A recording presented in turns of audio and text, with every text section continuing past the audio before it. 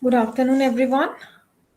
We would be starting the last block of today of the paper today, and I guess we had quite a bit of discussion on the cultural components of the tribe, the present scenario, the conditions of the tribe with the changing times, with the onset of globalization and the neoliberal times.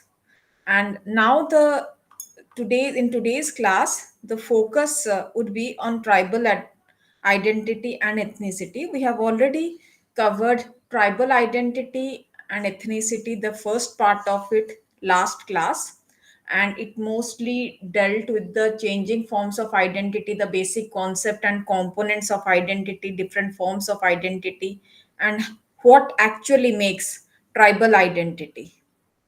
And in today's class, we would be again discussing about, you can say, identity as a component and the main issues that is associated with identity.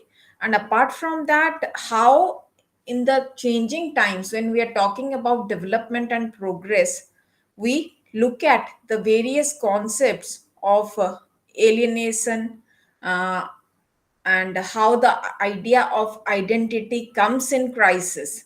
And apart from it, we will be taking the issues of migration, employment trends, and livelihood among the tribes. So, to start with, we will be discussing the basic idea of tribes. So, I guess you already had a paper on understanding tribes, and you have elaborately differentiated the various terminologies that defines a tribe, maybe in terms of an indigenous community, in terms of when we refer to them as the adivasis. And when you're talking to them, referring to them as the adivasis, we normally we mean to say that they are the adimbasis, means the original inhabitants of a particular locality or a place. And when we use this term Adivasi, it is more or less an umbrella term which has a heterogeneous set of ethnic and tribal groups who are, you know, inhabitant of that particular place. So you will today see that India as a nation, it has a considerable number of tribes as minorities, but most part of the country, they we have recognized that as a cultural group, as an ethnic group, they have so very diverse. And even though we use this term Adivasi or indigenous community as a umbrella term, and we try to designate them as a category, we cannot forget this thing that tribe as a whole cannot be considered to be a monolithic category. We have to talk about the different languages, the linguistic traits, the ecological, associations they have. And as you all know, that the concentration of tribes is mostly found in the Himalayas, even in Jammu Kashmir, Himachal, Uttarakhand. You talk about the northeast, Assam, Meghalaya, Tripura, Arunachal Pradesh, Mizoram, Manipur, Nagaland. When you talk about the south of India, Karnataka, Tamil Nadu, Kerala, Gujarat, and Rajasthan in west. Yeah, I mean, there is hardly any state in the country where we believe that there isn't any existence of tribes. So we already had a discussion yesterday on the pre-independence scenario. I would just try to, briefly have a recap of this entire thing that we had, because today's discussion is also related to that. We have to, touch upon these issues. So basically, in pre-independent India, as I told you, that the tribes, they had a very uh, close association with nature, and they had certain traditional rights over these natural resources like the jungle.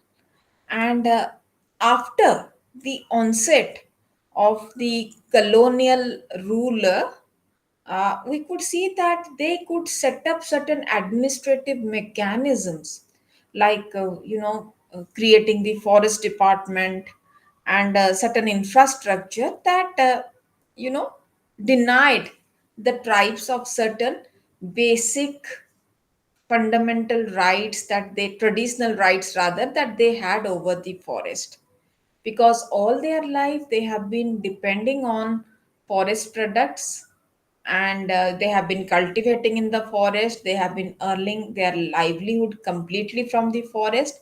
And at the same time, you can see that most of their uh, you know they determine their quality of life from the forest itself, be it collecting fuel wood or fruit or tuber or any kind of thing that they use in their everyday life, that comes directly from the forest. And when you have this colonial administrative setup that denies them the right, that says that the forest belongs to the state, it belongs to the government, and you cannot take anything, not even a piece of dry wood, without their permission.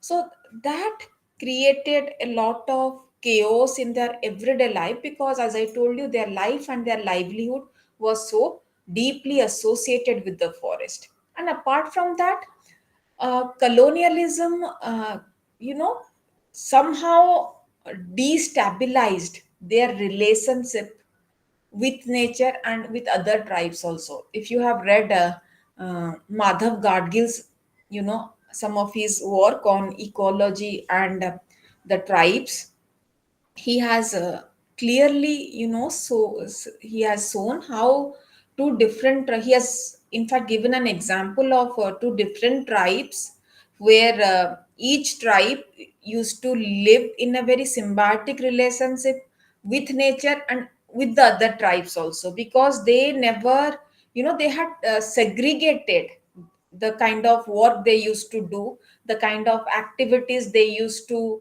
engage in, so that there would be no conflict between these two tribes. If one particular tribe is engaging in poultry and dairy, the other tribe makes sure that it doesn't entertain these kind of activities, and they would be taking up something else. So basically, the kind of land arrangement that the British colonial setup brought, it created a chaos between them, and some kind of rivalry was seen after the arrival of the British between these two tribes, and they started fighting among themselves. And not only that, you know, as I have told you earlier, that the Britishers, what they did, they identified certain primitive tribes as you can say criminal tribes, because they believed that the kind of activities they engaged in, it was not ethical. For example, even somebody who is into the profession, somebody in the profession of dancing, or there were so many tribes that they had different kind of practices, but it was, they did not take up an individual case, they branded the entire community as a criminal tribe. So what I'm trying to say, that with the onset of the British rule, the tribes, they started destabilizing the kind of traditional rights they had, the kind of traditional relationship they had with other communities, and with the forest in general. So, you might have heard of this British anthropology, which we have been referring to again and again, Varier Elvin, who had proposed a policy of development in isolation. He believed that if the policy of isolation is maintained as far as the tribes are concerned, it is best for the growth and for the well-being of the tribes. And he even suggested on having national parks for protecting the tribals from the outside world, because what he could see that the tribes suffer mostly because of what you can say, the uh, interventions of outsiders, non-tribal outsiders. These outsiders could be anyone in the from the point of view of the tribes. It could be the government, the colonial government, or the other the independent India's government. It could be the people, the non-tribal people, like the contractors, the money lenders, whoever have tried to exploit them. So basically what Varier was trying to say, he was trying to say that it's better to leave them alone, so that they can develop the way they have always been developing, and it is for the best of the interest of the tribes. So colonial administrative were largely interested to let them remain isolated, and had no intention to integrate them with the mainstream national life. So, when we talk about these kind of arrangement, uh, basically, in the post-independent scenario, we could see that when India became independent, there were so many tribes both in the hills and in the plains. They sort of lived a life of isolation, but at the same time this life of isolation led to some kind of backwardness, social, educational, as well as economic backwardness. And I guess in the previous two classes we are well acquainted with the famous Warrior versus GS Ghure debate, where Ghure believed in integrating these tribes with the mainstream population, because he believed that we can do away with the backwardness only by mainstreaming them. And Warrior was somebody who believed that they need to be left alone, because they have a different social system altogether. What is backward in our point of view might not hold the same from their point of view. So, what I'm trying to say is that uh, Warrior was proposing a kind of an idea where the tribes can have their own healthy development in their natural setup, where they will not be disturbed by an outsider. To this, it was received with lots of criticism. As Ghure and others, they believe that. This is again a kind of a divide and rule policy that the Britishers, because Verrier was a British anthropologist, that the Britishers have played with, like creating rivalry between the Hindus and the Muslims. They have always come up with this divide and rule policy. So perhaps this is again another policy of divide and rule, trying to divide the tribes and the non-tribes so that they can take maximum advantage of it. So what they believed, that when India started having when India got independence, they you know somewhere somehow we could see that you know as I told you earlier, the tribes who are set up in these mountains, in the hilly regions, in the jungles, they are also rich in minerals. And that is how there is a kind of uh, tussle between these tribes and maybe the government officials, you can say. Because as you are developing, you are having networks of roads, railways in the lands, and you are trying to make things commercially viable so that you can take up development issues. So all these again opens up the gate for government officials, traders, merchants, money lenders, and even some peasants who are so very greedy enough to acquire more and more land. So these tribes get exposed to these people, and you have these laws and regulations and administration that makes their inroads into these remote areas. So that became a special concern for the state also, that on the one hand you want them to be developed, on the other hand you cannot leave them as such, because you need to access those parts of the country also for its general development. So prime minister, the then prime minister Jawaharlal Nehru, he proposed the idea of panchasheel, the five principles which uh, Warrior in fact helped develop that. And he started to say that Panchashil was about to say that people need to develop along with their own cultural lines. So you need to respect their land rights. You need to train the tribal for administration of the schemes, to work through tribal social institutions, to judge results not by statistics and expenditure, but by the quality of human character that is evolved. So basically, the idea of development that we were referring to in those times was, a growth centric development, where we were mostly into the statistics of, how growth could be attained. But, even though we had that model of development, when it came to the tribes, definitely the state responded in a different way, because it was not talking about growth in quantitative terms but in qualitative terms, as to how they can be made independent, how they can, being within their cultural lines, they can do something for themselves.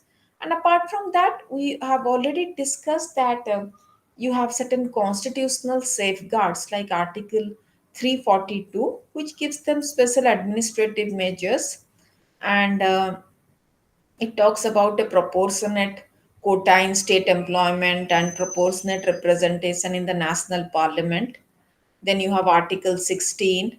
There is also, Article 19. There are so many provisions. We have discussed it in detail in the previous class. So basically, we are talking about uplifting the tribal people, and where, we claim to protect them, uplift them, and at the same time, we want them to grow the way their culture has taken form without intervening in their own way, in the way they want to develop themselves. So apart from that, there are so many government programs for tribal development which has taken up after independence.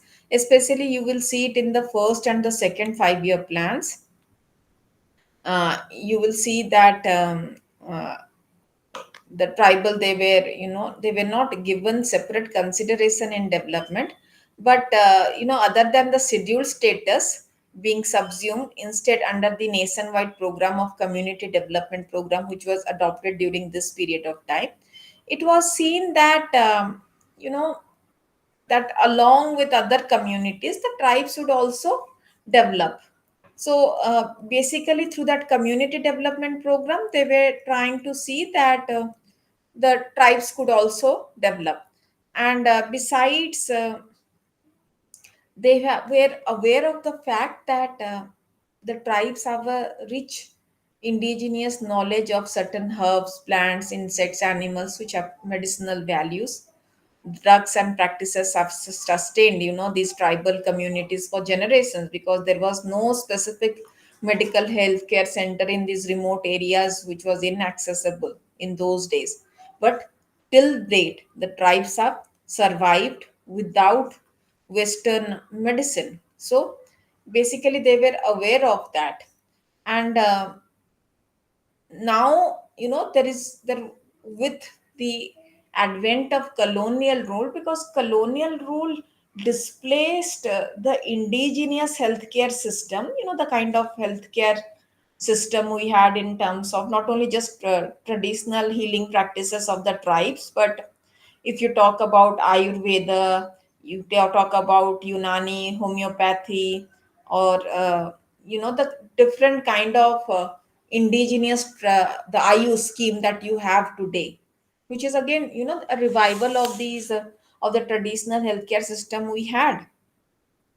So basically, what I'm trying to say, colonialism replaced it with Western medicine, and there was heavy paucity of doctors and paramedical personnels everywhere, and it was almost nil in the tribal areas. So if you're talking about healthcare facility, then it was precarious because the health issues of the tribes were like, you know, they were into their life expectancy was getting low. One could see high maternal mortality rate, infant mortality rate, low birth issues, and many genetic disorder. They had these issues of alcoholism and drug addiction.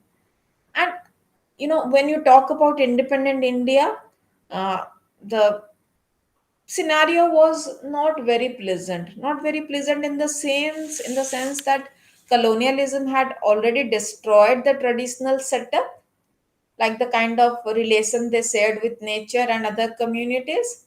And at the same time, independent India, where you have pressures of development programs, nationwide development programs, in terms of large scale industrialization, mineral exploitation, infrastructure development in terms of dams, irrigation, power projects, how to handle everything together. And at the same time, we are also talking about, you know, giving enough space to these tribal communities so that they can be on their own. So, one of the major issues that came along with independence was the issue of displacement, which was again a byproduct of the development program that was carried on in our country. So, development projects and displacement of tribal, it went hand in hand. And as I told you earlier, the tribes mostly use these common property resources, the CPRs. And displacement actually dismantled the entire production system, the kind of social relationship they maintained, the kind of community resources they generated. For example, normally we don't look at things from the perspective of the tribes. I would say that, you know, when I say that, okay, a particular community or a village gets displaced because of, say, a proposed dam or a highway being constructed by the government, in lieu of it, they are given another piece of land somewhere else. And for a very long period of time, government has been experimenting with these things. So you take up the issue of their unemployment status. So government guarantees them livelihood in terms of certain jobs or certain housing scheme. But the thing is that if you look at their practices and their skills, it is very different from the non-tribal groups. Firstly, they depend so much on nature, on the natural habitat and the jungles, the forest. And at the same time, they don't have this idea of private property. They believe in communal ownership and they make use of these common property resources. And what makes them survive well is the kind of community life they lead, the kind of solidarity and the bond they have among the community members. So displacement means breaking them away from all these different forms of capital. If you remember, I was referring to different forms of capital, not by given by Bourdieu, not only economic capital, social capital, cultural capital, symbolic capital, and everything comes to you know it gets shattered when you have this issue of development, because it is not about economy or livelihood. Firstly, I don't have the kind of skill to survive in another place, and my life is so very intimately uh, connected with nature and the forest, and at the same time the kind of community life you give me, that will never happen in a government housing colony. So all these are associated with many risk factors like landlessness, homelessness, joblessness, marginalization, food insecurity, because you lose your access to common property resources. You lose that kind of skill, you lose that kind of bond you had. So you, and when you're talking about jobs, you don't have the skill to survive in this non-tribal world. Besides, there is increased morbidity, impoverishment, and there is a kind of disintegration of the entire social fabric of the tribal life. And that's the reason we believe that apart from irrigation and hydroelectric projects, you would see that development, induced development, has actually taken a toll on these tribes. Because mostly when you talk about these development, projects, they mostly cover these common property resources. And that is, when you say this common property means, you have around so many people being deprived of this livelihood. Since it is common property, you feel that okay, this is government property, or there is no stakeholder. But what is at stake, it is very difficult to understand from the point of view of the tribes. So you will see that in independent India, right from the very beginning, the issue of displacement has always remained. But it only took us, such a long time to talk about displacement as an issue. Maybe in the late 90s, till the late 90s, nobody heard of this issue. But this issue has always been there, right from the 1940s. And basically, when I'm trying to talk about identity, you know talking about tribal identity in the present scenario, this is again crusading the basic idea of identity on the part of the tribes. Because when you are talking about displacement, it is not about losing their livelihood. It is not about just doing away something which is was economic in nature. But at the same time, you are eroding the basic idea of identity by taking away the territory, the idea of homeland from them. And at the same time, the kind of cultural practices they had, it was very difficult to practice in this newly displaced set up colony. There is a loss of language. When you don't stay among your own community, you tend to lose those cultural practices, the kind of language you have, the kind of identification of being a tribe, the distinct identification. Because maybe by the next generation takes over, everything would be lost. So that was the basic issue of the tribes that they faced. Then, talking about certain customary laws, you will see that land and customary laws of the tribes, they have always been closely related. And take for example the northeast region. The tribes of this region, they run their own affairs according to their community based customary law. But at the same time, you have a law of the country which is superimposed on them. And a lot of tension and chaos is created because of that. Because they are not aware of it, and they have never needed the law in that sense. But when these two laws are in a crisscrossing nature, for example, the very fundamental law regarding land and forest rights. Because for a very long period of time, they never had this for access to forest after the onset of the colonial setup. So what the state said, that if you are into the forest, or you are trying to engage in your traditional practices of picking up wood or other forest products, you are creating a grave offense. This is an offense because the forest is a property of the state. But their traditional law says that the jungle belongs to them, and they have survived on the jungle for more than 100 generations. Now, what this new law is talking about it. So, there is a conflict. And mostly, you will see that the tension and conflict between the state law and customary law, it has been raised because of issues of livelihood and identity, and it had led to many acts of insurgents and movements that you will find in the northeastern areas. That it has taken a militant form today for a very long period of time.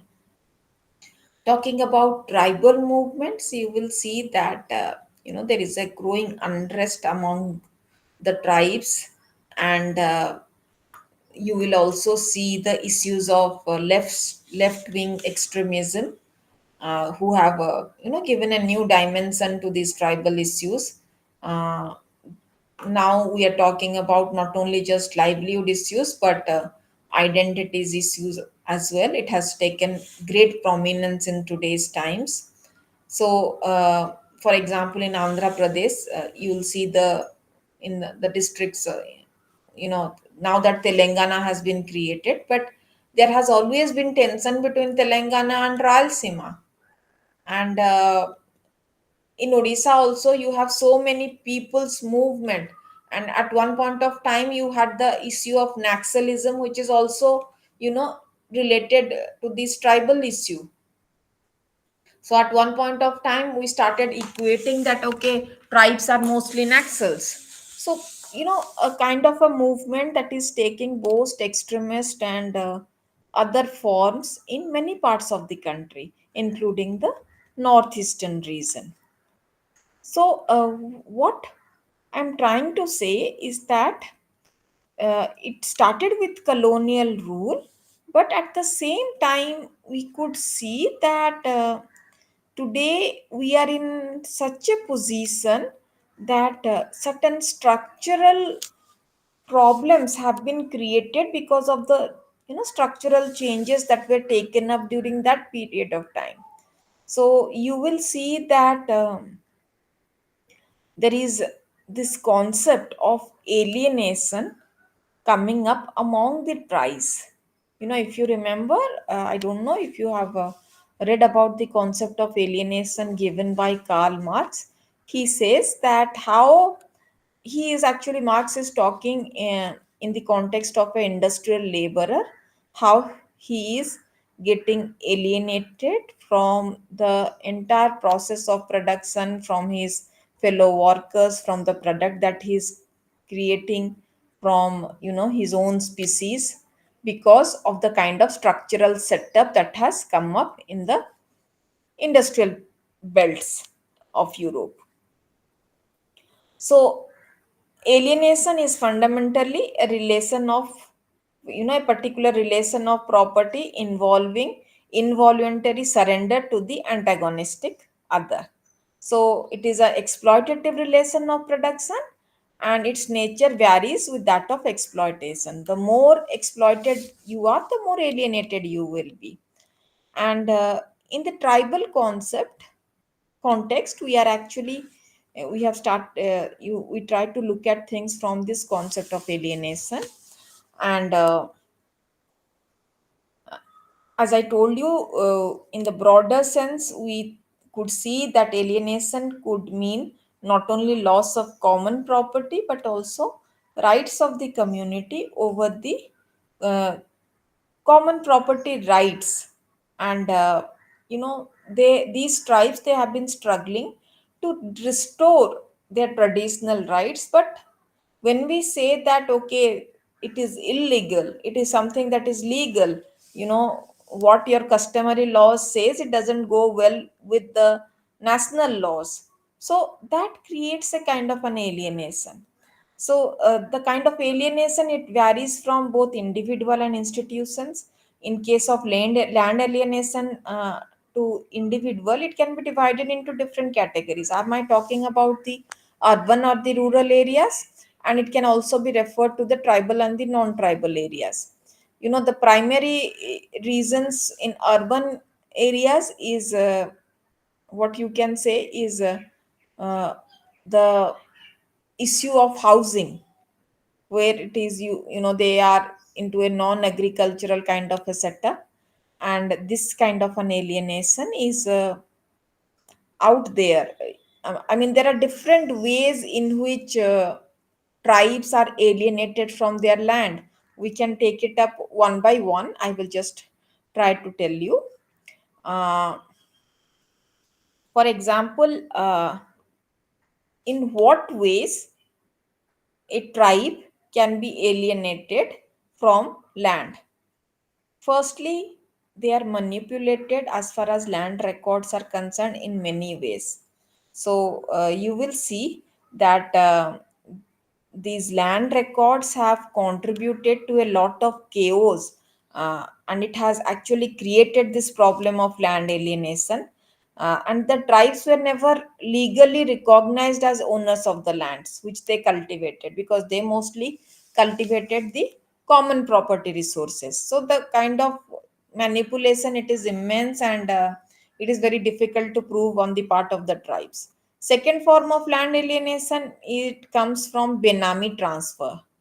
you know uh, when the Union Home Ministry took up a study in 1975, they could see that large number of transfers of ownership of the Adivasi lands are being allowed to go out of hands through these Benami transactions, in which land remains in the name of the original owners, who are just reduced to the level of sharecroppers because they are illiterate, they are not you know in a position to claim these lands, and they are not aware of it.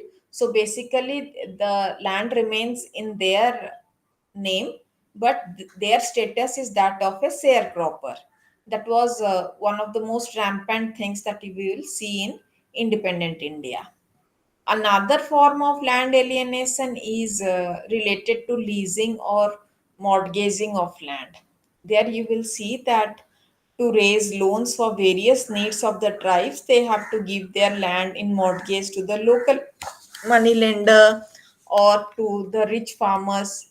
But in most of the cases, they never get back those lands again, and the amount of loan would be meager. But the way they're calculating the interest on it, and the tribes being uneducated, they are completely clueless about it. So mostly they lose their land to mortgaging.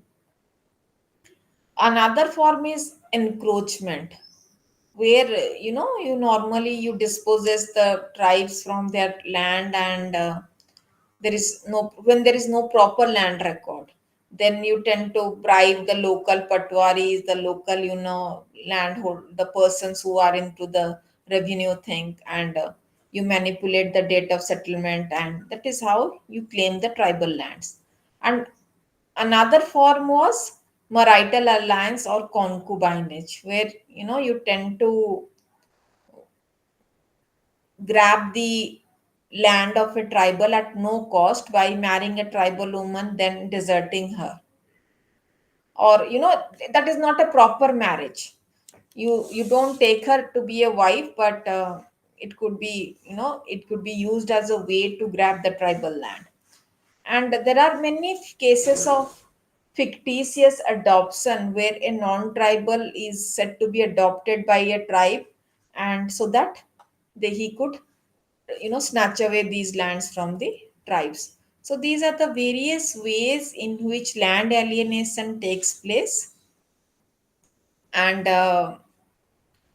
the today we could see that since it is so very central to the issue of tribes, and land alienation is a major issue in the contemporary times. Another thing is the issue of tribal migration, because migration is an important what do you say process in today's scenario, because more or less you have migrants everywhere. It's not only the tribes or the daily wage earners are migrants, as students, as professional job holders, we all migrate. So, but normally, migration as a process, it was neglected by demographers for a very long period of time. But now it is very difficult to avoid it. And today, when we're talking about population policy, we have to talk about tribal migration, because it is somewhat different from the migration of non-tribals. When we are talking about a family or an individual's decision to migrate, you will see that among the tribals, the decision for migration is primarily taken at the level of the kin or the clan or the village, because they always act according to the norms and wishes of the community as such. They don't do it at the level of the individual or the family. If the villagers or the people migrate to a particular place, a particular tribal family has to decide about the place of destination. So, what I'm trying to say, that community migrate to another community, and there is always a change in the community of origin and community of destination. So, you come across different structural and social changes that you are not acquainted with.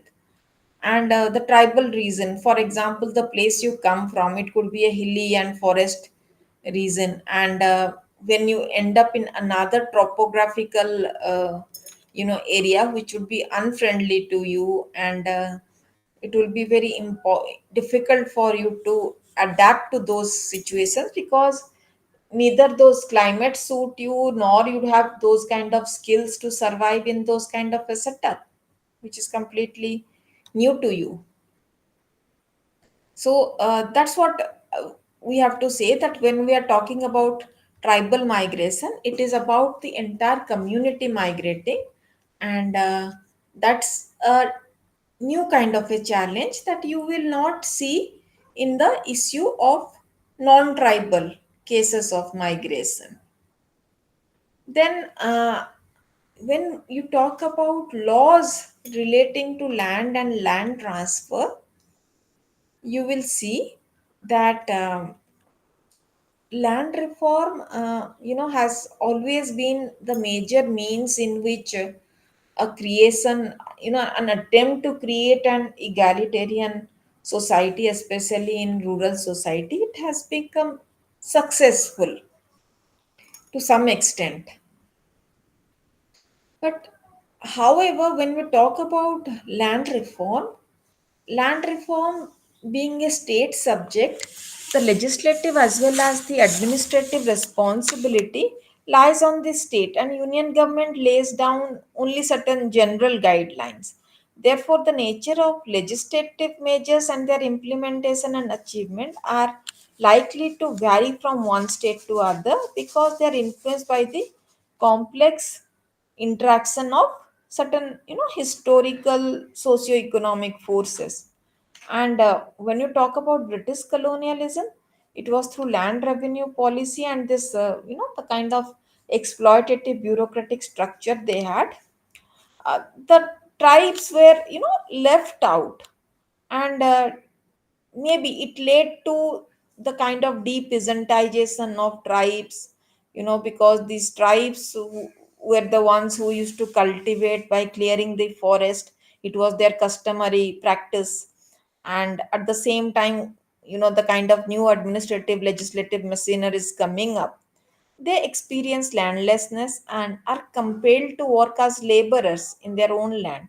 So that was a kind of an exploitation and what you say, oppression. And that's the reason, you have this so many tribal revolts, unfolding during the early 19th century. The Chota Nagpur tribal revolt from 1807 to 8, Munda rebellion from 1832, and again it broke out in 1867, the Coal rebellion 1831, Santal rebellion 1885, Rampa rebellion 1879, Madri Kalo rebellion revolt 1898. So basically, they were centered around this concept of the other, the Diku. The Diku is somebody who is a non-tribal, and possibly, because of this, you have the Chota Nagpur, because of the revolts that the British colonial uh, rulers they have witnessed, and the kind of resistance they could see from that of the tribes. They have never tried to integrate them completely, and because they were completely out of their hands. But at the same time, because of it, because of their feeling of alienation and what you say, being exploited, the famous Birsa Munda, because he believed that these for them, the colonial British officers, the government officials, the traders, the contractors, the money lenders, they are all dikus. They are all same because they are the ones who are trying to enslave them in their own lands. So the Chota Nagpur Tenancy Act, you have the Central Province Land Alienation Act, you have the Bihar Tenancy Act, the Land Bombay Land Revenue Code. They were all enacted as a result of the series of what you say unrest and revolts you have witnessed throughout the 19th century across the country as far as the tribes were concerned.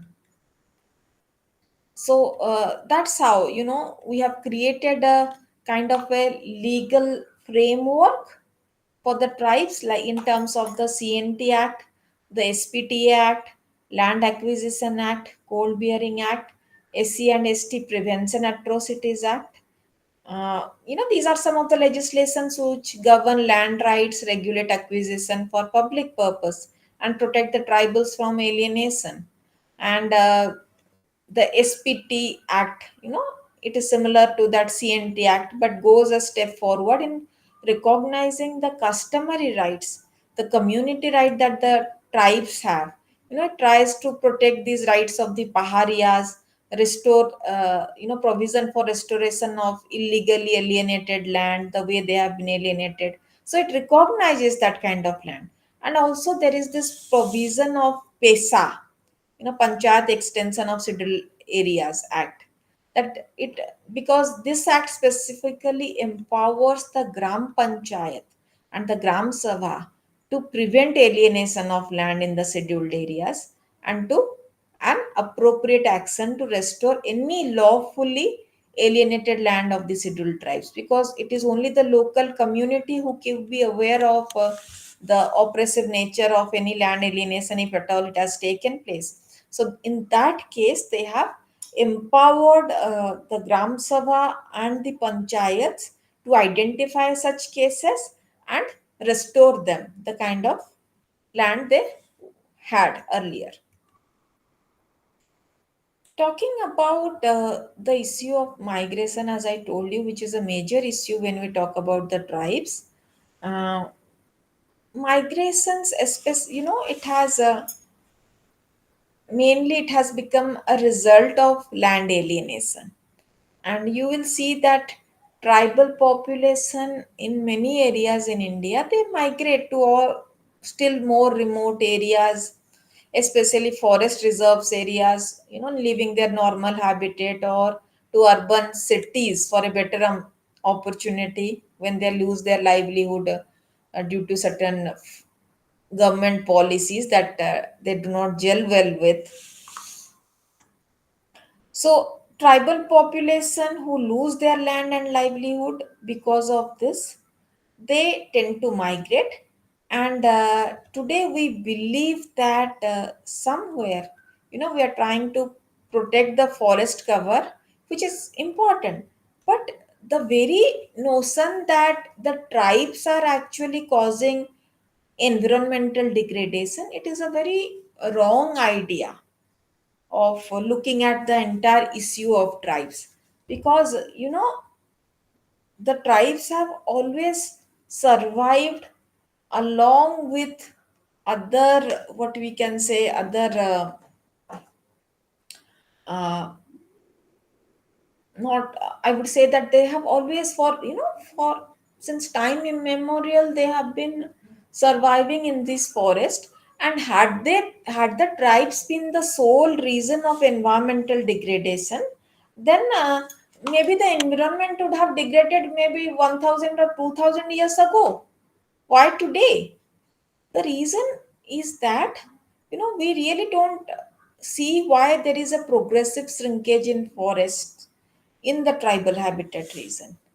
And the devastating role, it is not in the forest region, it is not actually taken up by the tribes, because they have a very symbiotic relation with forest.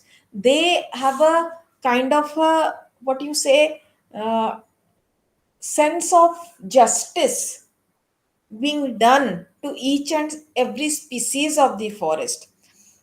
There are tribes when, who are aware when to catch a fish from the river and when not to. When the, when it would be the breeding season of the fish, they don't catch a fish.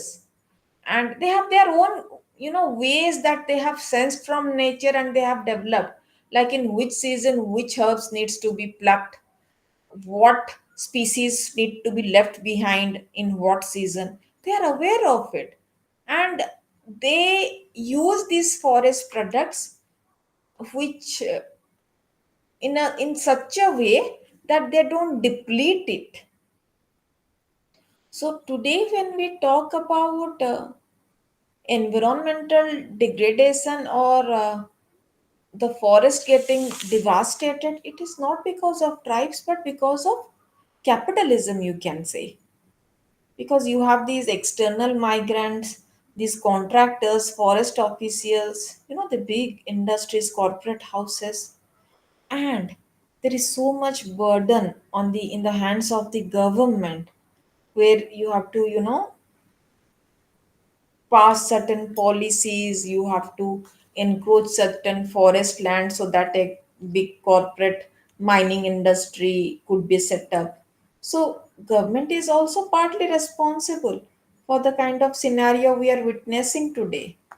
But what I'm trying to say is that when you force a tribal peasant out of the forest, trying to say that, or this is a reserve forest, or they have been causing enough environmental devastation, that is a very wrong way of looking, of understanding tribes and understanding their issues. So you will see that some of the real reasons of migration among tribes is actually the kind of relationship they had with the forest, and that the present government has actually stopped them from doing so.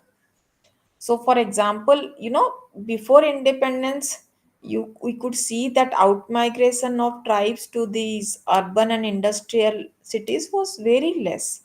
It was extremely meager. This was because of physical environmental constraints.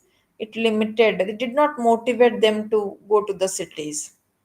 But after independence, things started changing. The 5-year plans were implemented, and there was a tilt for tribal development. There were safeguards being provided by the constitution, so that they could educate themselves, they could be entrepreneurs, they could take up government jobs. And there was a kind of a social mobility seen among the tribes on the basis of migration as well.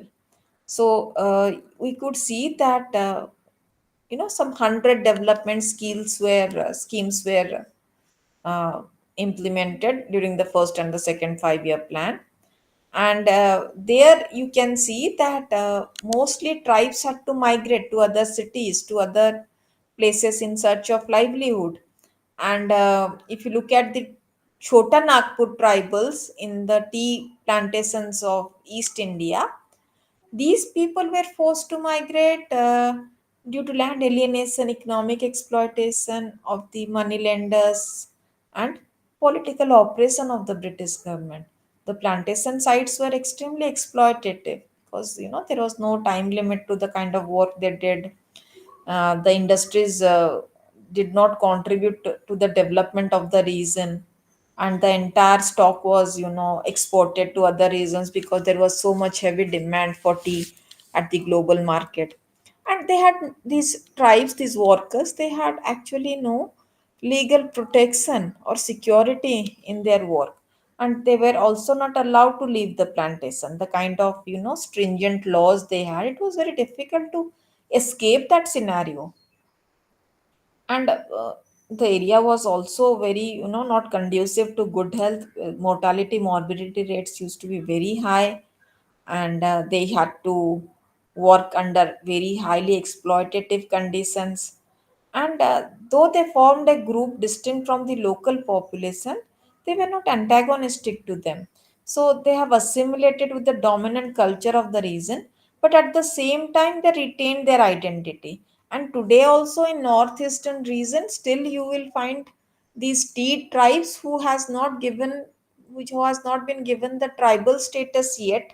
They are a tribe, but they don't enjoy the privileges of the government. You will see similar cases in Tripura where there is an antagonism between Bengali peasants and these tribal peasants, and the conflict has always remained there.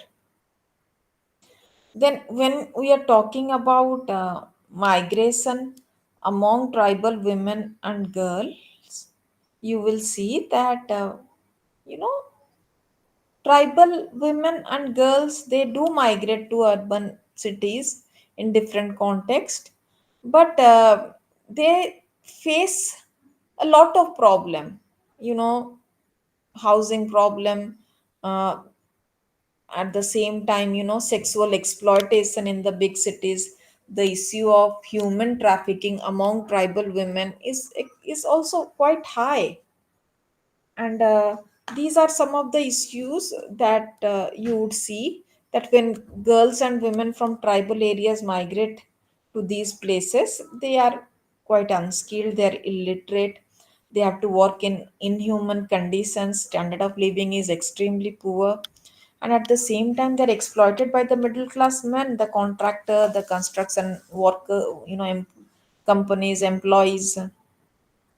And many of the women, they take up the work as housemaids who have to work up to 18 hours a day. And a large number of tribal women are victims of sexual and financial exploitation. They really get an opportunity, these girls, young girls really get an opportunity to go to school or pick up a productive skill. So in tribal areas, land is a symbol of organization of the community. When a transfer takes place, you know there the community looks upon the process as alienation. So it is obvious that transfer is not merely a question of exploitation, but it is like losing your entire what you say identity. It is kind of a psychological resistance that you will see from the tribes. It is completely a socio psychological phenomena. It is not just related to one's what do we say livelihood only. It's not just an economic thing. So I'll take a 5 minutes break, and maybe we can come back after 5 minutes to take it on further.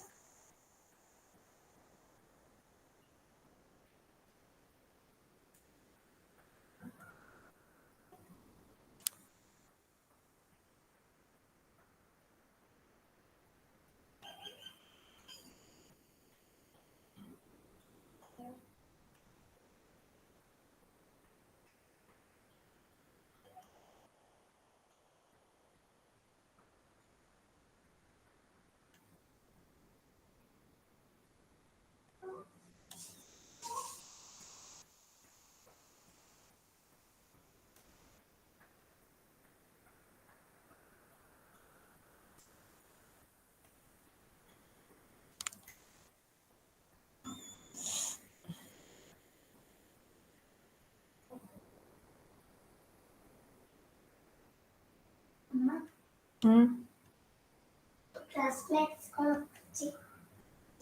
ମୋ classmate ସେମାନେ ନୁହେଁ ମୋ students. तो students कुआडे अच्छी एने कौन କଥା ହଉନି ମୁଁ ବ୍ରେକ୍ ଦେଇଛି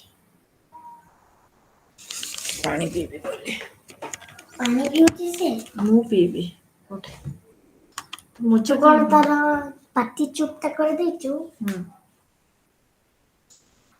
ତୁ କଣ କହିଲୁ ତାକୁ ପାଟି ଚୁପ shut up and drink some water ତ କହିଲୁ ସଡ଼କ କାହିଁ କହିବି? shut up ମାନେ ଯେଟା ପାଟି ଚୁପ୍ ର ଏଇଟା କିଏ କହିଲା ସଡ଼କ? କାହାଠୁ ଶିଖିଲୁ? ମାଇକ୍ରାଫ୍ଟରେ ଛି ଖରାପ ଜିନିଷ।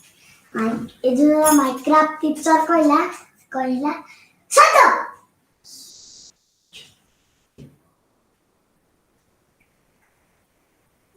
ଆଉ ଗୋଟେ ଅରେଞ୍ଜ ଖାଇବ ନା ଆପଲ୍ ଖାଇବ? କଣ ଖାଇବ? ପାଣିଟା ପିଇବ।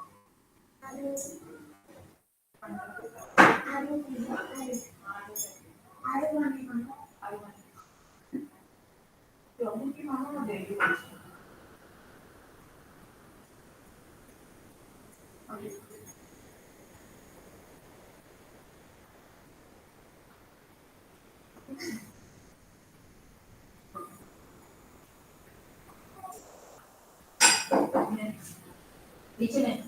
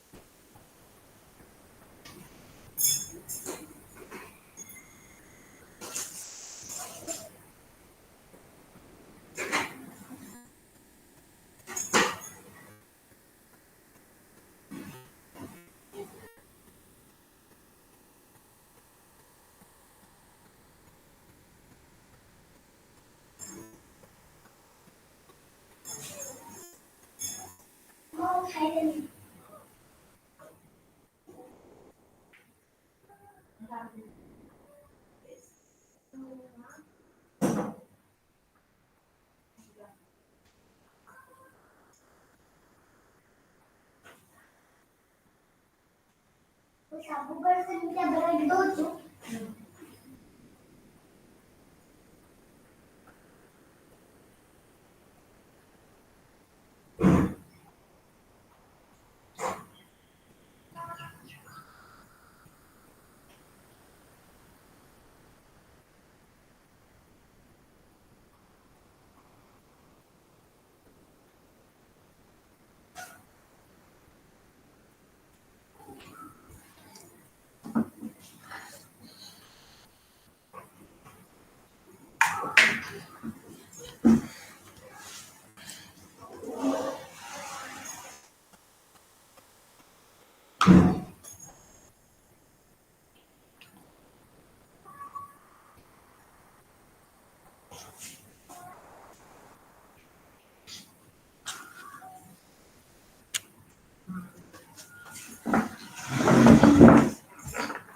Okay.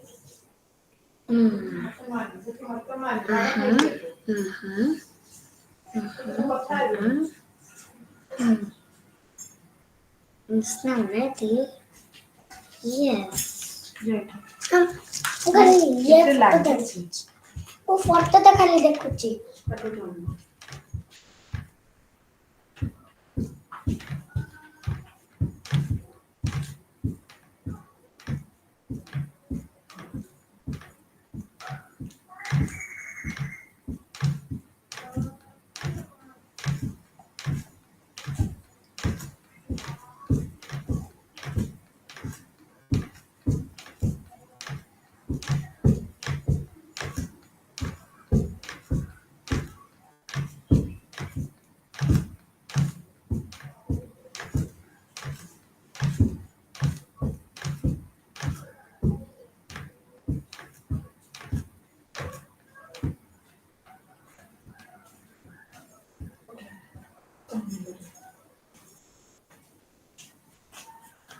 ମାମା କିଛି ୱାସିଂ ମେସିନ୍ ବୁଲୁନି ସନ୍ଧ୍ୟାବେଳେ ବି ବୁଲିବନି କିନ୍ତୁ ବାବା ତ କହିଥିଲା ଏଇନା ୱାସିଂ ମେସିନ୍ ଲଗାଅ ନାଇଁ କିଛି କହିନି।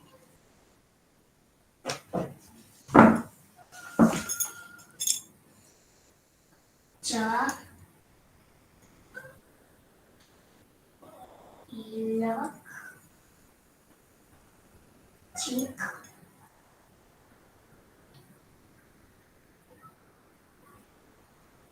ଛ ଛାକ୍ କେତୁ ପ୍ଲିଜ ଯା ଏଠୁ। ଛାକ୍ କେତୁ ଯା ଏଠୁ ଡିଷ୍ଟର୍ବ କରନି।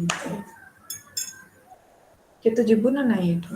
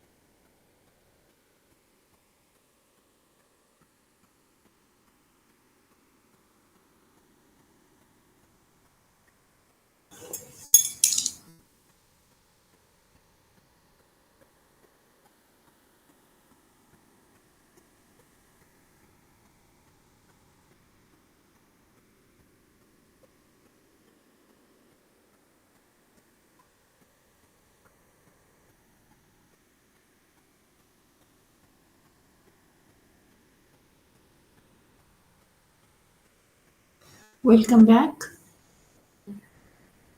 So, what I was trying to say is that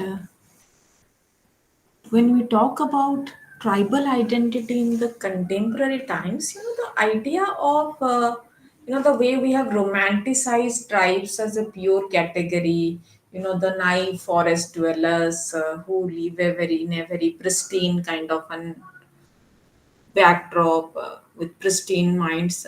you know it's very unfair to have that kind of a stereotypification of the tribes right now, because capitalistic market forces, they penetrate deep into these areas, and this idea of a pure pristine forest doesn't exist anymore today. So the tribes are like a three-legged kind of a person, maybe one leg in the forest or in the hamlet near the forest, another leg he is into some kind of agricultural practice, maybe communal practice of agriculture in these common property resources, and another leg, when I'm talking about another leg of his, is as a industrial daily wager.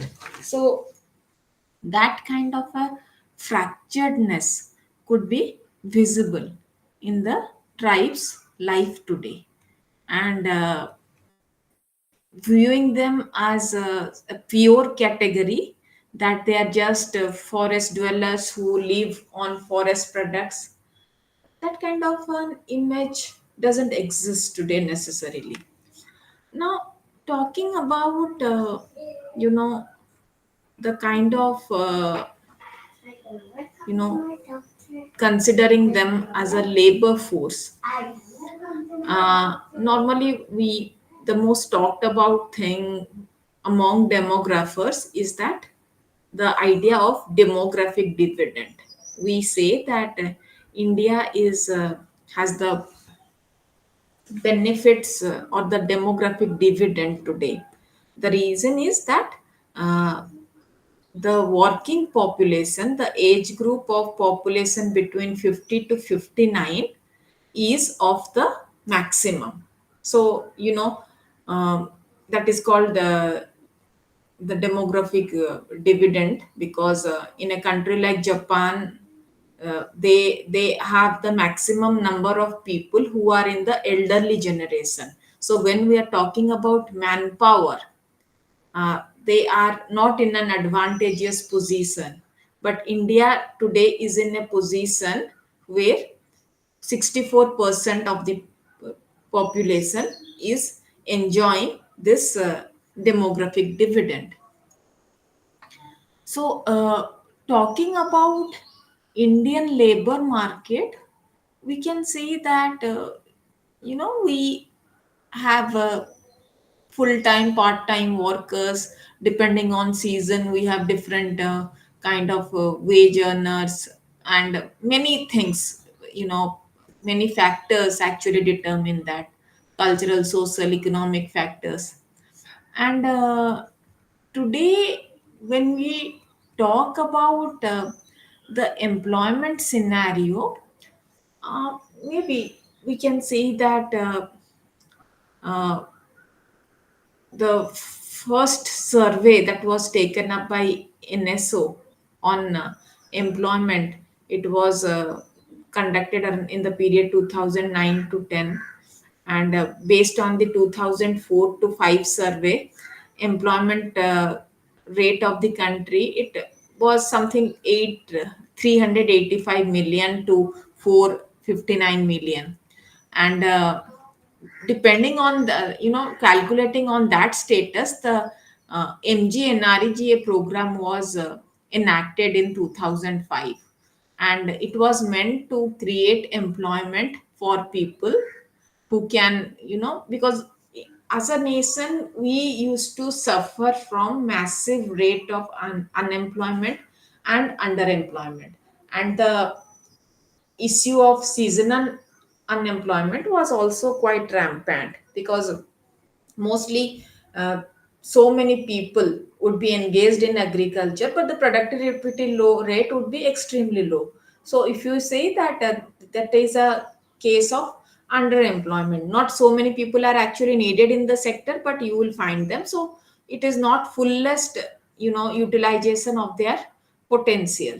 So when you talk about uh, the poor sections of a society who are not engaged in subsistence agriculture, and you see that there is low income and earning capacities on their part, they normally we see that is a crisis of unemployment. And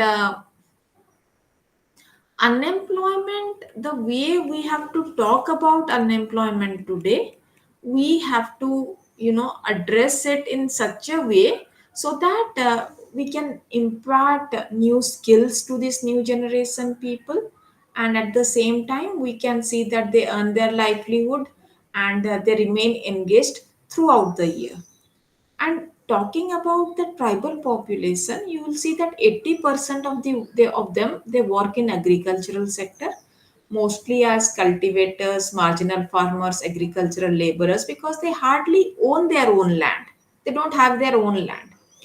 And you have a small segment of these tribes who work as factory workers.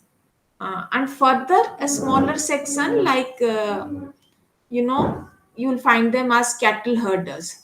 For example, the Todas of Nilgiris, Bhotias of Himalayas region. Then you have the Gadiyas and the Bakkarwals of Jammu and Kashmir.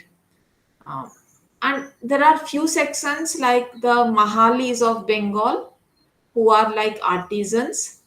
Then you have the Asura and Agaria of Bihar, Madhya Pradesh, who are iron ore smelters and blacksmiths. So, what I'm trying to say about majority of these tribes, they are into agriculture, and some of them are still into this practice of uh, what you say, hunting and gathering, even though it is not a full time kind of a thing for them. So we have actually if you look at your course, they have divided different occupational categories among the tribes. Firstly, the hunting and gathering, uh, because tribals who are very, who are native to this place, they, that has always been from the right from the very beginning, they know every bit and corner of the forest terrain. They know in during which part of the year what herbs needs to be plucked up, which animal would be available for hunting. They're aware of these and they are very informed about it, and that's a kind of an indigenous knowledge that needs to be tapped. So their livelihood is mostly on this forest economy, and they collect all kinds of forest products like fruits, yams, and with their primitive technology, they have limited skills, but and the technology is also quite simple, but still they have been able to manage this kind of a lifestyle for so many years to come now. And looking at the geographical location, you have the Raji Seka in Himalayan region, the Kuki, the Kharia, Korwa, Juang tribes, the Muria. They are all into this kind of an occupation till date. The Chenchu, Yanadi, Kadaran, they are all into this hunting and gathering, food gathering kind of an occupation. Now, the other occupation which is extremely prominent among the tribal population is shifting cultivation. But you see, as your population goes up and there is more need for food, and the jungles are not enough to provide you with ready-made kind of food that you can gather from them. So, and these cultivators, they are not settled cultivators. So, as I told you, they don't have any land of their own. Mostly, they cultivate these communal properties. And This practice is known as slash and burn cultivation. People choose a fertile forest land which would be suitable for cultivation. They would first clear the bushes and the trees from that region and prepare the land for cultivation. Then they would use this land for few years and then they move to another places. So you just try to look at the way. Normally, some people have always complained that it is the tribes who cause the greatest harm to the forest and shifting cultivation needs to be banned. But the kind of shifting cultivation they have practiced, it is so very sustainable. Suppose for one season they cleared one part of the forest and they cultivated, then they allow the trees and the bushes to grow. They do not harm it perennially or forever. They move to another region, and by the time they are done with this region, you by some years you will see that the same growth has come up. So when you talk about shifting cultivation, there is as such nobody has reported any extreme damage to the environment, but the intimate contact with non-tribals and economic interest of the tribes at present pose a great threat to the forest ecology. The non-tribal people, they would be always looking for commerciality of something, and they would be asking them to produce something, and maybe that kind of a commercial capitalistic venture can harm the forest. But if you are talking about the traditional practices, it was completely safe. And you will see in the northeast regions, because in these hilly regions they normally practice this kind of agriculture. Assam, Nagaland, Meghalaya, Arunachal Pradesh, Manipur, Tripura, Mizoram, in parts of Andhra Pradesh, Odisha, Bihar, and Madhya Pradesh as well. Then, talking about settled cultivation, you will see that there are tribal communities that practice settled cultivation. And you will see that though as these tribal communities, they are into this occupation, but they still it is related. When you're talking about cultivation, it is always related to indebtedness, disguised unemployment, land alienation, monsoon failure. You don't have proper irrigation facility, you don't have credit. From where will you get seeds, from where? So taking up cultivation at a commercial scale, it's difficult when it comes to settled cultivation. And shifting from traditional crops to cash crop, it is again, it has considerably altered these tribal societies. Because for example, I was talking about millet the other day. Millet is a less labor intensive food crop, and it can grow very easily. But when you are talking about other cash crops, that takes a lot of effort and that takes a lot of investment in terms of seeds and in terms of what do you say, other infrastructures, agricultural infrastructures. And if you look at the entry of the corporates, when we are talking about these recent HIV seeds that came along green revolution, mostly, these seeds are genetically modified. They can give you triple the yield that traditional seeds can give, but the cost is also that high. It is 4 times or 10 times more costlier than the normal seeds. And there is again another point about it, they are also called terminator seeds. That means a tribe or any farmer, for example, can store the seed for the next year. Okay, I have cultivated, I can store some grains for my consumption, I can sell some in the market, and then I can keep the rest for growing crops in the next season. Just could you give me a minute, somebody's at the door. I'll just open the door and come because my child is alone.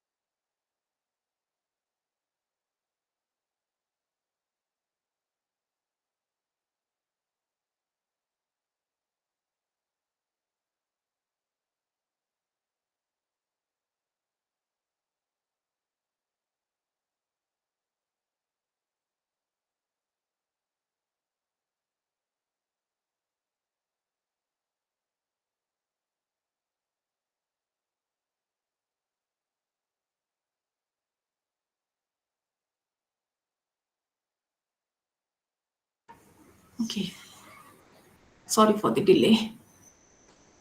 Okay, what I was trying to say that, yeah, I was talking about settled cultivation and again the entry of the corporates, because since we are talking about the present globalized era where there is a corporate entry into this agriculture, you have this today, this concept of terminator seeds.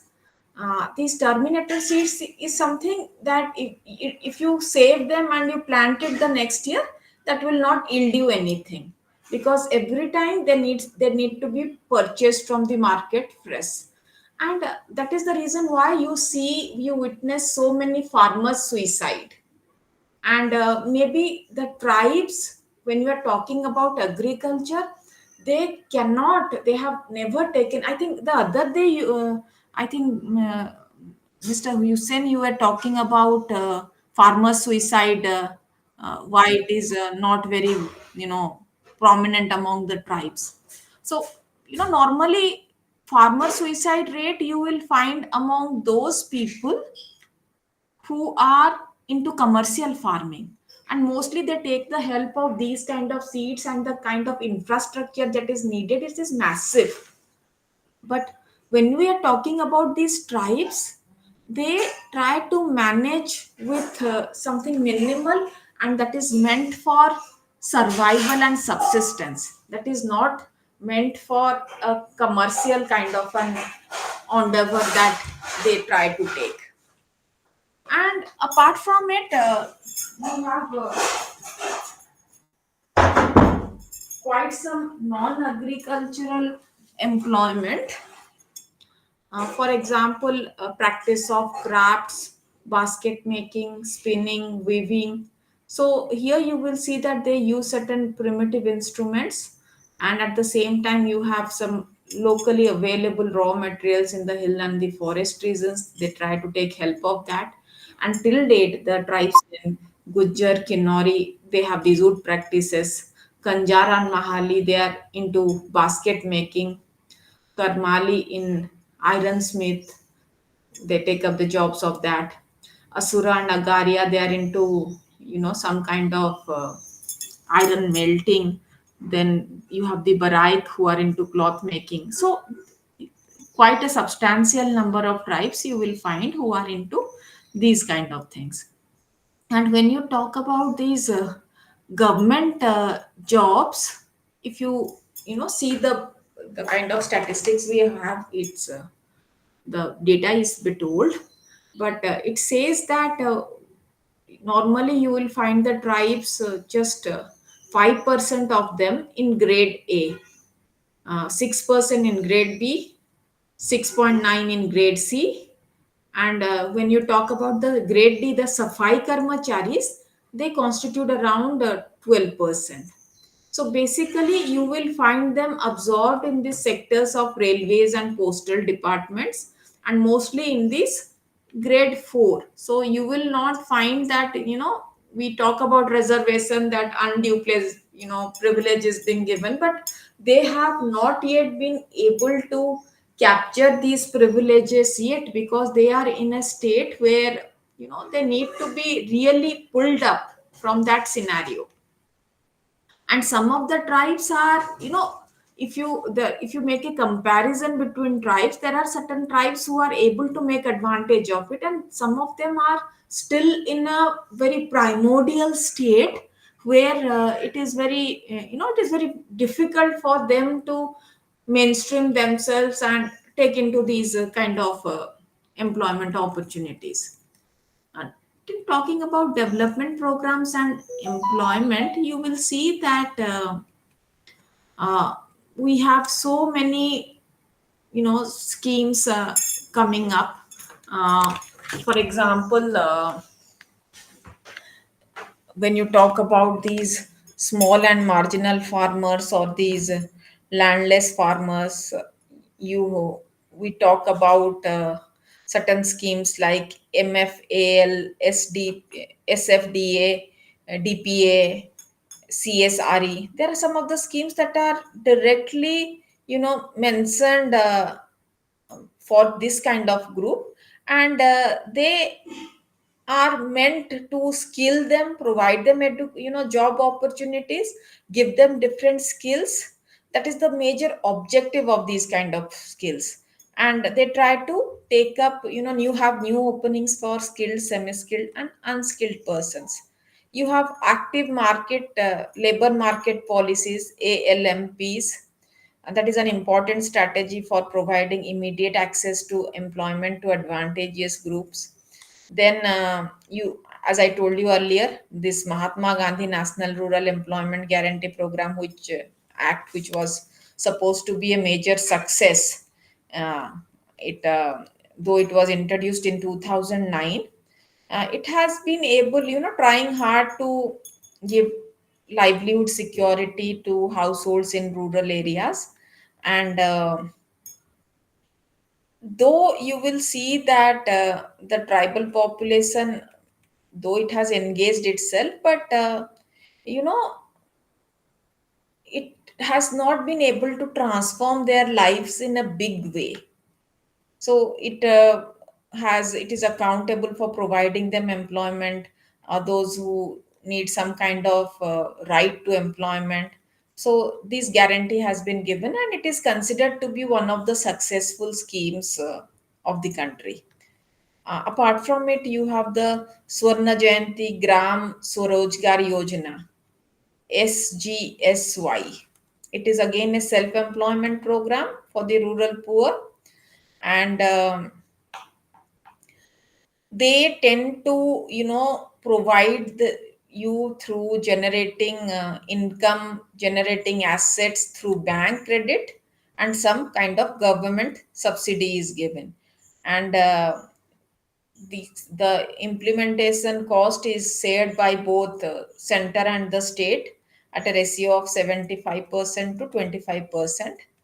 And then you have this Swarna Jayanti Sahari Rojgar Yojana. This is meant for this urban areas. It was implemented in the year 2009, and it provides gainful employment to the urban unemployed and underemployed poor. And they have set up self-employment ventures for the rural urban poor, and they have five components here: urban self-employment, then urban self-help group program for women. It targets for setting the helping them set up new enterprises. And apart from that, it talks about skill training for employment promotion among urban poor, and so that they can create employment for themselves, and they can provide employment to others. Then, urban wage employment program is again a way in which they can assist the urban poor by utilizing their labor for constructing socially and economically public assets in the town for having population less than 5 lakhs. Then you have the Prime Minister's Employment Generation Program. It was again taken up in 2008. And in this program, credit linked subsidy program for generating employment opportunity was created with establishment of micro enterprises, and it was meant for both rural and urban areas. So it had certain specific objectives, that was to generate employment opportunities. And it talked about you know bringing together these dispersed traditional artisans both in the rural and urban areas. Then it tried to provide continuous sustainable employment to a large segment of the traditional artisans. So you had all kinds of these programs to, what you say, we, so that some kind of employment could be generated, and the tribes could actually think something beyond shifting cultivation and cultivating communal property. uh, but the results have not been that fruitful yet. The Now, talking about the major, the thrust issue when we talk about the tribes, as I told you earlier, tribal identity is always associated with environment and land and forest. They have always been so very close to that. And in the present context, one of the important issues that the entire world is talking about is your idea of sustainability. That came, the idea that hit us during the Rio summit in the 1995, and we are still talking about it, and we still have these 17 sustainable goals that we have been trying to achieve in this millennium. So when it comes to you know understanding sustainability, uh, it is sustainability is quite an umbrella term, and it is not just related to environment. It is related to your livelihood, to your health, to your uh, idea of equality, to education, to everything. And the idea believes that it is holistic. I cannot think of a sustainable livelihood unless I am trying to talk about my environment. I cannot think of a sustainable health plan for myself unless the environment, the livelihood practices, my education, everything has to go hand in hand. They are all so very interrelated. So when we are talking about livelihood, livelihood again is a multidimensional concept, and it has many material and non-material ideas of existence. And if I can say that when we thought of environment in the previous generation, we always thought environment to be a resource to be exploited. So science was something which could dominate environment, and we can build resources out of it. So because human beings, they have always created assets, and they have this entire civilization has been built through environmental destruction. But today, our idea of looking at environment as an asset, as a natural resource is different. We have to, build it with certain non-materialistic ethos that we have to carry on. And when we are talking about, contributing in terms of economically, we have to think about specific income generating activities that the tribes can, take up, they can carry out. And we have realized by now that the tribal way of survival, it has always been sustainable. We have actually been at the wrong side by trying to have this allegation against them that they have destroyed forest, they hunt animals. So you have this forest department going against them, this wildlife act going against them. No, they, the practices of their tribes are so very intimate to nature that they are in no way we can call them unsustainable. Their practices has been sustainable. So what now we are trying to say that livelihood should comprise of resources, natural, physical, human, financial, social and political. The activities and access of these that can be mediated through institutions and social relations that together determine the living gained by the individual or the household. So livelihood can be defined as a means of gaining living, and it has to be a combination where individuals, households and communities can come together and live. Because as I told you, in case of migration, the tribes as a community, they migrate. So when we are talking about livelihood, we are talking about hooking up this entire community to take up livelihood and be sustainable in every way. So now in this present age of liberalization, privatization and globalization, you will see that the idea of sustainable livelihood with respect to tribal community, it has gained prominence. And when you see that, okay, you have issues like migration, there is increasing population, there is so much of pressure on the land, sustainable natural resources are getting depleted. So since 1990s, what worries tribal communities are the rapid deterioration of their sustainable livelihood, because their sustainable livelihood dependent on nature. So a livelihood, when it can cope with and recover from stress, from shock, and they have the capabilities and assets without undermining the natural resource.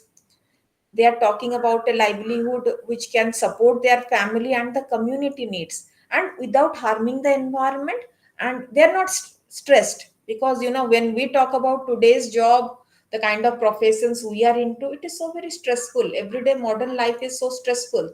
So rather it is, we have to take up a lesson from the tribes where they live in a very in a in an environment that makes them healthy in every way, a pollution free atmosphere, a place which doesn't give them mental illness. So there are so many issues associated with it.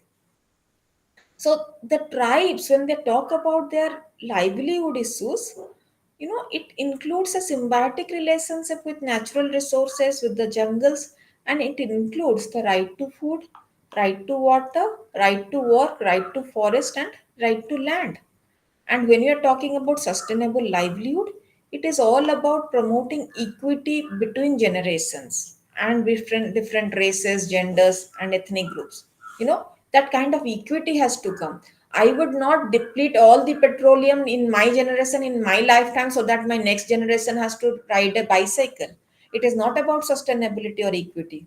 When I'm talking about equity, I have to talk about different species. I'm doing justice to another species. I'm not eating up another species completely, or I'm not doing any harm to them. When we're talking about different genders, when we say that okay, masculinity as a gender, it is so very akin to capitalism. We talk about forestry being so very masculine, because the job of contractors, the job of capitalistic endeavors, it is always supposed to be violent and masculine, because sometimes they dig the earth, sometimes they're cutting trees. So we have to bring that equity between genders, between generations, between ethnic groups. And let's not do it at the cost of another ethnic groups. That we do what we do, we are, in the name of growth and development, in the name of national growth,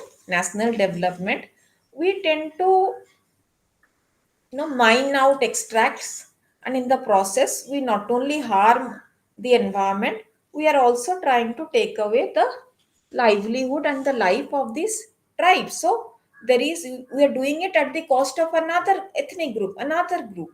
So that is not your idea of sustainable livelihood. Then you have to nurture a place and a sense of what you say, connection to the local community. When you are talking about a particular place, when you are talking about particular energy, that energy has to be renewable. It doesn't cost you anything, it doesn't harm anybody, it doesn't have any side effects. You need to use the appropriate technology that is ecologically befitting, socially and humanly. And then reduce as much as possible travel to workplace and distance between the producers and the users. That distance has to be minimized, so that you don't, it will be sustainable in every way. So, when we talk about disruption of livelihood security, it results because of several ways: natural calamities, inability of non food providers in agriculture to find market, you have inadequacy of household income to meet that consumption. Then there is also a mismatch between sustainable yield of the natural resource and the given institutional technological conditions. So that match has to come up. And talking about land and sustainable livelihood, when we take land as a major economic aspect, and being in a country where for a very long period of time about 70 to 80% population is engaged in land, you would see that according to the national tribal policy, 80% of tribal work actually in the primary sector. It is the apart, mostly it is the tribes. Apart from the general population, it is actually the tribal economy is based around land. So even if they don't own their land, they still are dependent on land.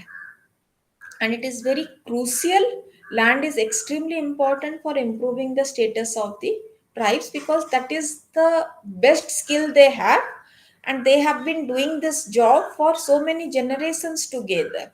So ownership of land would give such people some kind of social dignity, economic viability. So ownership of land also ensures they have some kind of employment with them, they have a permanent residence, they again have a sense of what you say, psychological security of life.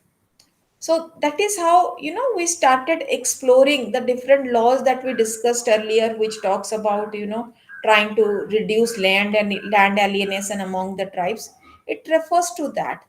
And so many important legislations by different state governments have been passed also, like the Kerala state scheduled tribes restriction of land transfer and restoration of alienated land act.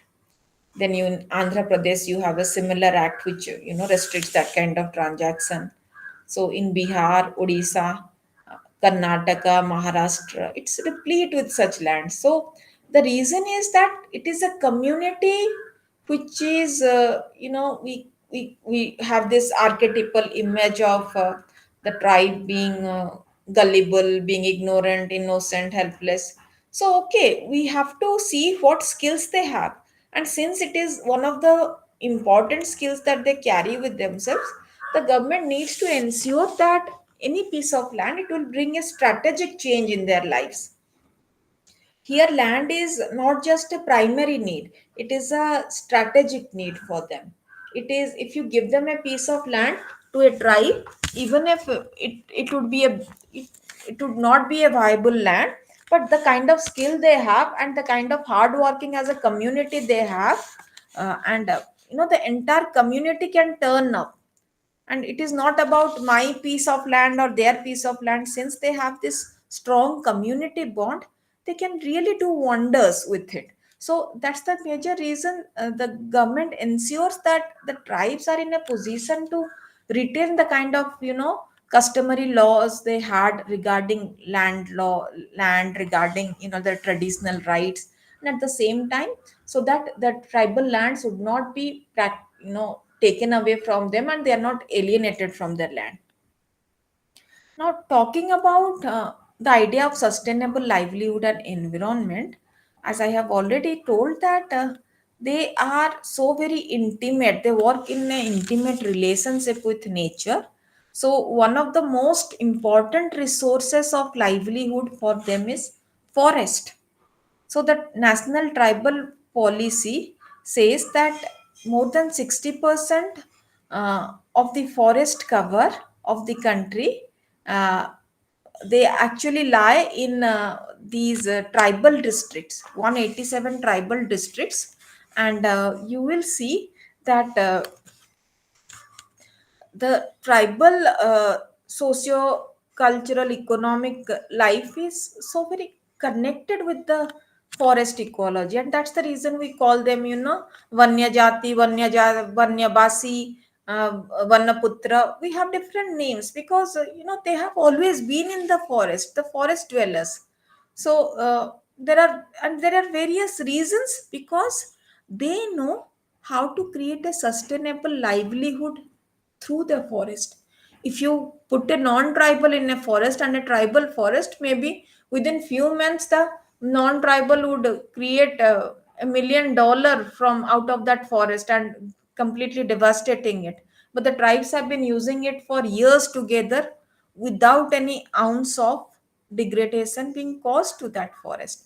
So the relationship between tribe and forest is turned to be symbiotic, and it is needed for survival of the people and preservation of the forest itself, because they know how to preserve it also. And that is the kind of knowledge that needs to be tapped. So forests provide them not only with food, fodder, fuel, or for all kinds of basic needs, but their cultural, religious, recreational, all kinds of need, their spiritual needs. It also comes from the forest, and that perhaps no one else can understand unless one is deeply acquainted with the kind of tribal lifestyle. Now, talking about forest and tribal economy, you will see that the forest has always played an important role in warding of starvation in rural areas. You get a cyclone, you get a kind of a flood, people normally run to the forest area. There is some kind of epidemic going on, there is nothing else to eat, they would go to the forest. And if you have read Bina Agarwal, who has uh, or if you even if you have read some of the works of Ramchandra Guha, you will see how women as a community, and especially these tribal women as a community, they depend on the forest. Because what do women do normally? Women, they cook for everybody, but before cooking they need to collect this fuel wood, and they have to go to this forest quite early in the morning to collect this fuel wood. And mostly they go empty stomach, because there is nothing at home, or there is nobody at home to cook for them, because they have to rush to this forest, collect this fuel wood and other products, and they have to return and cook for the entire family. So that takes a lot of time. So normally they go in groups, they eat the fruits and the tubers that is associated, they take rest after collecting by the shade of the tree. So this kind of nurture and care that the forest gives them, nobody else would give. So forget about this tribal women. Talk about the tribal community as such. In any case of a disaster, it is the forest they fall back upon. And these forest products, they bridge the gap between, when summer is ending and the rainy season is starting, and before the harvest of these cultivated crops have come up. That is the main source of food for them. So you will find fruits, flowers, roots, leaves, and they all serve as food. So that is a security system for them. You cannot say that, okay, I will give you certain kind of grains and you will live with it. That doesn't help. Besides, it includes fruits and flowers like mahua oil seed. There are so many different kind of oils and so many medicinal properties. Normally if a tribe falls ill, they would rush to the forest to get the medicine. They will not try to look for a nearest medical shop, because it is in these remote areas you don't have this access and these facilities. Apart from that, when you talk about fuel that comes from the forest, pattern of, as I told you, traditional medicine, the roots, the leaves, the flowers, the grass, the rhizome, the bulb, they know what part of the plant has to be used for what. If you have a fever, they know what are the herbs they are going to use. So they have demonstrated empirical therapeutical knowledge, including bone setting, removal of ovaries, obstetrics, autopsy. There are these medicinal herbs and plants. They have been using that for all kinds of diseases. And it is something that this BK Roy Burman Committee on Forest and Tribes, they have in their report, they have acknowledged that there is this capacity to generate a very sound healthcare system by the indigenous knowledge of the tribes.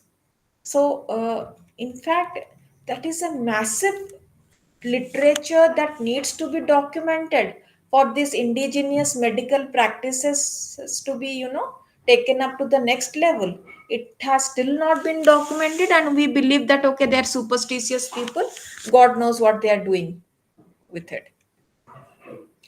Now you have the this, as I told you earlier, the PESA Act, which is trying to restore these traditional rights, because no other compensation on the part of the government can actually replace it with the forest. So when we are talking about the idea of sustainability, definitely it cannot be done without forest. And the idea of forest sustainability and tribal identity, they are actually in a single line. When you talk about the origins of a tribal, the myths, the life cycles, the rituals, the cultural identity, that it all comes from the forest. Born in the forest, their entire life, the patches of light, you will have the glimpses through the forest, and they go back to the forest. So in no way they can be separated. So we have to think that they are so very a part of the forest, and trying to mainstream them, unless they have the desire to, it's a futile effort, or it is not sustainable as well, because their growth, their identity, everything comes from the forest. And at the same time, they are the custodians of the forest. Nobody knows well how to conserve and preserve a forest apart from a tribe. So that thing we shouldn't forget. So today's that was about today's class. Any questions or any further discussions?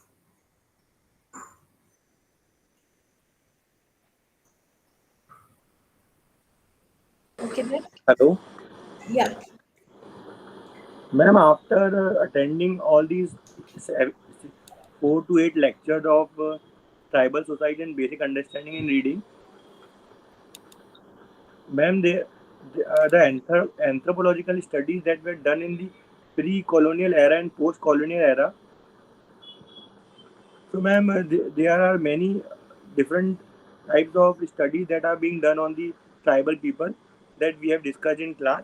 So, ma'am, what exactly should we focus on more? should we focus on the cultural culture of the indigenous thing, indigenous people of the tribal people in MP and northeast and other place, or should we focus on the what we say is developmental focus on that, ma'am? Like, ma'am, sometimes I feel that while interacting and studying them, I feel that it is very much closed system in where tribes are living in forest, ma'am. So, like we have discussed about the encroachment and everything, and there are laws also that are protecting the tribal people. So, if even if we go to help them and develop them and make them generate a symbiotic relationship with them, there eventually a time will come that we will be at the stake, ma'am. Like in the process of helping them or developing them, we will be destroying their culture itself, ma'am. Yeah, that's very true. You know, the entire debate I told you in the very beginning of the class regarding barrier and the Ghurye debate, that actually boils down to that.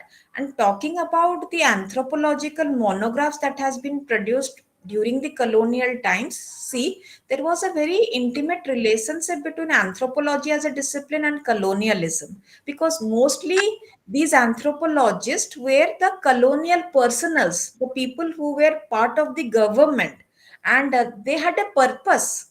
When they are studying a tribe, they had a purpose, because colonialism was spreading like wildfire across the globe, and the purpose was to know, before ruling a community you need to know them. And so should I meddle with this community, or should I just leave them alone? They were trying to test it out. So the monographs produced by these by some of these anthropologists, it can have a certain kind of a bias, because that came with a purpose. They just did not study it for the sake of studying.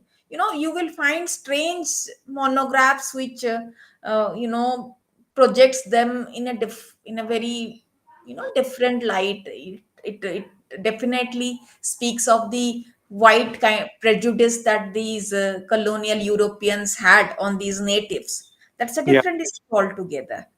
We must not forget that colonialism was behind these monographs. It had a purpose then, and the purpose was quite different from today's scenario. And as I told you, that after independence, the famous idea, the very famous idea, that the debate that took up was between Ghure, and even before independence, between Ghure and Warrior. So Ghure was somebody who was from the mainstream, society.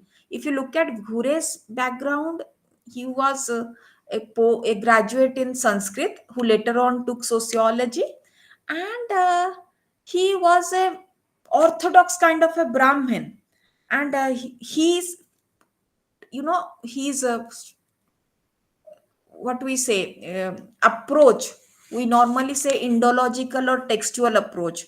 Ghure has been the one who could define caste and race, and through by reading the Vedas and the original ancient scriptures of India, because he had an extreme good command over the language. Got my point?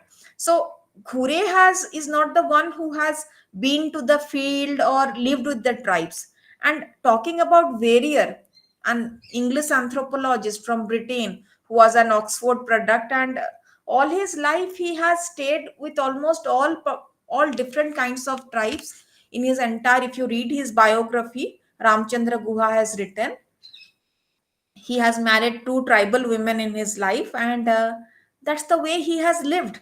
So that was his idea, that the social system that the tribes have, it is completely different from the mainstream system. So there is no point. If you remember to yesterday's class, we were talking about hierarchy and difference. That system is different from ours. There is no point in hierarchizing that the mainstream system is better than the tribal system, because that is again a bias on the part of the government, or on our part, if we say that we are trying to develop them. So rather, what is sustainable, today we have realized that that the tribes being in the forest doesn't destroy the forest, rather it preserves them, and at the same time it preserves their culture, and They have their own sense of growth. Why do you believe that earning 20 lakhs a year makes it, development? But living a healthy life, a life that is pollution free, that is free from mental health, that is so very close to nature, they don't have to use any mobile or any kind of, technology, artificial technology, where to engage themselves. They are so very at ease with nature. So that makes them, that their lives so very pleasurable and durable at the same time. So why not, apply that idea of sustainability and try to, see whether the kind of tribal knowledge and indigenous knowledge that they are having, be it on healthcare system or be it on their everyday life, is it worth documenting, and try to see how scientific it is. Unless and until you have it, you have this kind of knowledge, you cannot simply shrug off by saying that, the tribes are backward or they are superstitious, they're foolish in staying in jungles. That is something they have made a choice.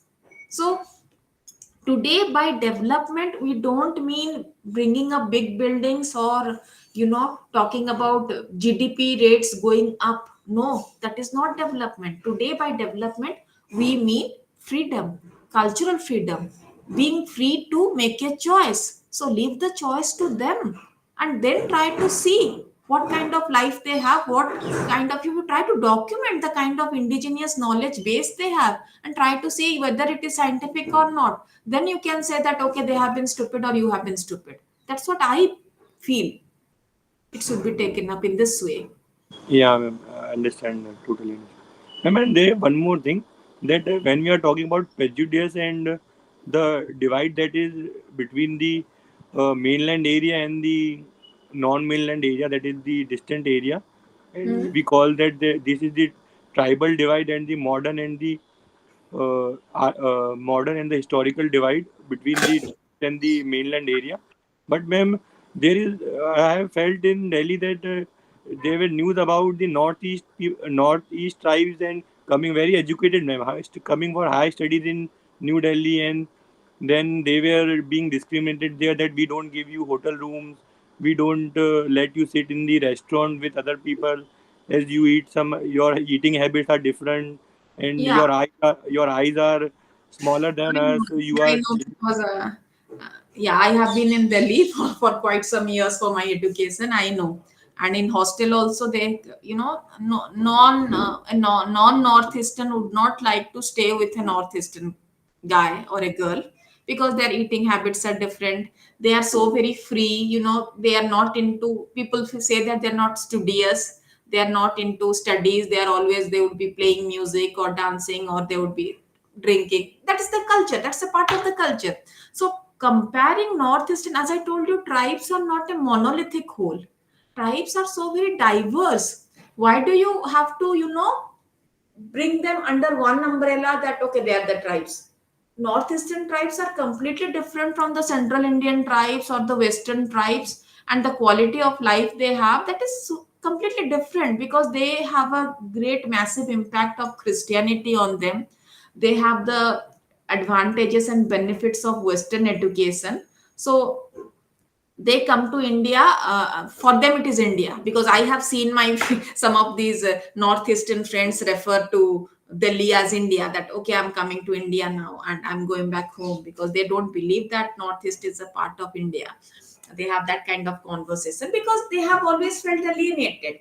And you have these militant movements which keeps them telling that okay, the state has not been so very kind to you. That's a different issue altogether. But what I'm trying to say that, when we are talking about this kind of assimilation, it is again a choice that they made to come to Delhi and to study. It is their choice.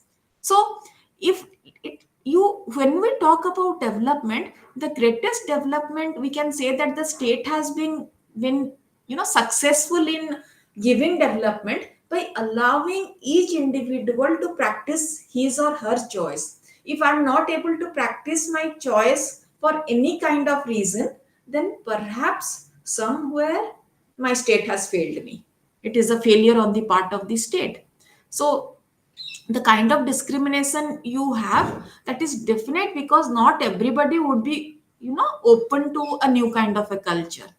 Because I told you that one of the uh, criterias of modernity is being open to something. That is what we say, you know cultural relativism, that accept every culture the way it is, don't try to see it from your lens. Suppose I am a vegetarian, and if I see somebody who is taking non-vegetarian food, I cannot treat that person like a animal or an insect, or a somebody who is not human. That is my choice to be vegetarian, but I cannot impose that kind of choice to everyone else. So I have to accept the way a community lives. That is the entire essence of modernity. You have modern means you have to accept. That's the reason why we're talking about tolerance. Tolerance means giving that acceptance, that okay, I accept you the way you are. You don't have to change yourself to be a part of the mainstream, so that they can maintain their cultural identity and as well as be a part of the mainstream if they want to. That is again a matter of choice. Yeah, thank you, ma'am. Okay, thank you so much. I think today it was the last class. This paper is over. Maybe tomorrow, from tomorrow, some other paper would be taken up. Thank you so much. Okay, thank you, ma'am. Thank you.